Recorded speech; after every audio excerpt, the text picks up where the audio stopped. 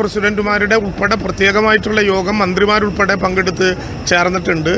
ഇന്നലെ ധനകാര്യ വകുപ്പ് മന്ത്രി പങ്കെടുത്തുകൊണ്ട് ഏറ്റവും കൂടുതൽ കണ്ടെയ്നറുകളുള്ള കൊല്ലത്തെ തീരദേശ മേഖലയിലെ പഞ്ചായത്ത് പ്രസിഡന്റുമാരുടെ യോഗം ചേർന്നു. നേരത്തെ പറഞ്ഞു തന്നെയാണ് ആവർത്തിക്കാനുള്ളത്. അങ്ങനെ എന്തെങ്കിലും കണ്ടെത്തിയാൽ ദയവായി അത് പിടിക്കുകയോ തൊടുകയോ കാണാൻ വേണ്ടി അടുത്തേക്ക് കൂട്ടം കൂടുകയോ ചെയ്യരുത്. ഏറ്റവും ചുരുങ്ങിയത് 200 മീറ്ററെങ്കിലും അപ്പുറത്ത് നിൽക്കാനായിട്ടുള്ള പ്രത്യേക ശ്രദ്ധയുണ്ടാകണം.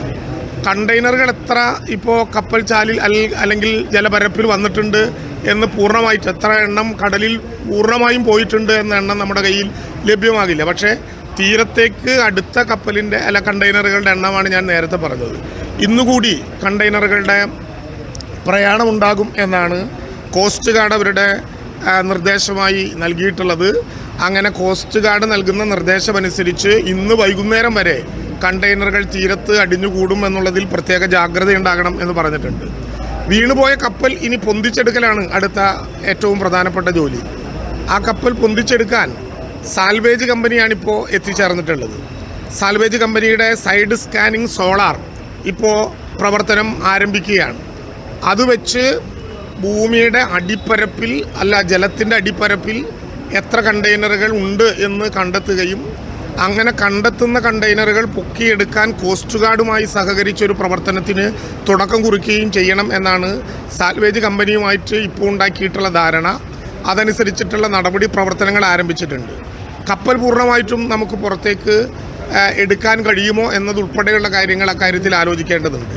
സാൽവേജ് കമ്പനി അതിൻ്റെ നടപടിക്രമങ്ങൾ ആരംഭിച്ചുവെങ്കിലും ഒരേ ഒരു സൈഡ് സ്കാനിങ് സ്കോളാർ കൊണ്ട് നമുക്ക് പൂർണ്ണമായിട്ടും വേഗതയിൽ ഈ നടപടിക്രമങ്ങൾ നടക്കാൻ പറ്റില്ല എന്നുള്ളതുകൊണ്ട് നേവിയുടെ ഒരു സൈഡ് സ്കാനിങ് സോളാർ കൂടി വേണം എന്ന ആവശ്യം നമ്മൾ കേന്ദ്ര ഗവൺമെൻറ്റിൻ്റെ ഭാഗമായിട്ടുള്ള ദേശീയ ദുരന്ത നിവാരണ അതോറിറ്റിയോട് ആവശ്യപ്പെട്ടിട്ടുണ്ട്. അത് നൽകാനുള്ള തയ്യാറെടുപ്പിലേക്ക് നേവി കടന്നിട്ടുണ്ട് എന്ന് മനസ്സിലാക്കാൻ കഴിഞ്ഞിട്ടുണ്ട്. അത് ആവശ്യപ്പെട്ടുകൊണ്ടുള്ള റിക്വസ്റ്റ് പക്ഷെ കൊടുക്കേണ്ടത് NDMA ആണ്. ഏതാനും സമയങ്ങൾക്കകം ആ റിക്വസ്റ്റ് കൊടുക്കാം എന്നാണ് രാവിലെ നടത്തിയ ചർച്ചകളിൽ അവർ പറഞ്ഞിട്ടുള്ളത്. ഇപ്പോൾ നമുക്ക് ഒരു കാര്യത്തിൽ നമ്മൾ നേരത്തെ കരുതിയതുപോലെ കേരളത്തിൻ്റെ തീരത്തിപ്പോൾ എണ്ണ നമ്മൾ കണ്ടിട്ടില്ല. മഞ്ഞ നിറത്തിലുള്ള പാടയോട് കൂടിയിട്ടുള്ള എണ്ണ തീരങ്ങളിലേക്ക് പടരും എന്നാണ് നമ്മൾ കരുതിയതെങ്കിലും ഇപ്പോൾ തൽക്കാലം അത് കണ്ടെത്തിയിട്ടില്ല. അതിൻ്റെ ഒരു പ്രധാനപ്പെട്ട കാരണം ജലനിരപ്പിൻ്റെ മധ്യഭാഗത്തോടു കൂടിയാണ് എണ്ണ മൂവ് ചെയ്യുന്നത് എന്നാണ് ബന്ധപ്പെട്ട ആളുകളുടെ പരീക്ഷണത്തിൻ്റെ അടിസ്ഥാനത്തിൽ മനസ്സിലായിട്ടുള്ളത്. ഇന്നലെ ബഹുമാനപ്പെട്ട മുഖ്യമന്ത്രി തന്നെ ഈ കാര്യങ്ങൾ പരിശോധിക്കുകയുണ്ടായി. അദ്ദേഹത്തിൻ്റെ കൂടി നിർദ്ദേശപ്രകാരം ഇപ്പോൾ നമ്മൾ പൊഴികളിലും അഴികളിലും ഓയിൽ ബൂമുകൾ സെറ്റ് ചെയ്യുന്ന നടപടിക്രമങ്ങളിലേക്ക് കിടക്കുകയാണ്. പൊഴികളിലും അഴികളിലും ഓയിൽ ബൂമുകൾ സെറ്റ് ചെയ്തുകൊണ്ട് നമുക്ക് അതിനെ പൂർണ്ണമായിട്ടും തീരത്തേക്ക് വരാതെ തടസ്സങ്ങളില്ലാതെ മാറ്റണം എന്നാണ് ഇപ്പോൾ കാണുന്ന ഒരു പ്രധാനപ്പെട്ട കാര്യം.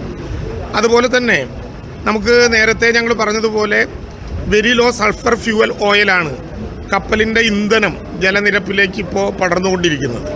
അത് തീരത്തേക്ക് വരാതിരിക്കാൻ നല്ല തുണിച്ചാക്കുകളിൽ അറക്കപ്പൊടി നിറച്ച് കേരളത്തിൻ്റെ തീരത്ത് അത് കൊണ്ടുവന്ന് സ്ഥാപിക്കാനുള്ള ശ്രമത്തിലാണ്.